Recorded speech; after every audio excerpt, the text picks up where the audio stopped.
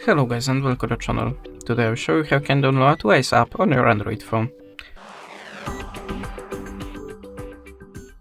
So we have to start from opening the Google Play Store. Then look for the Waze. Now just tap on the install button.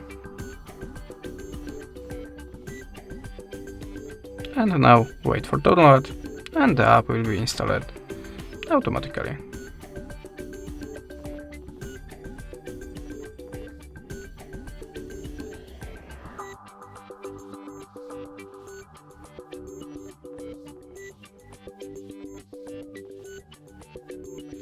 And now you can use the Waze application on your Android device.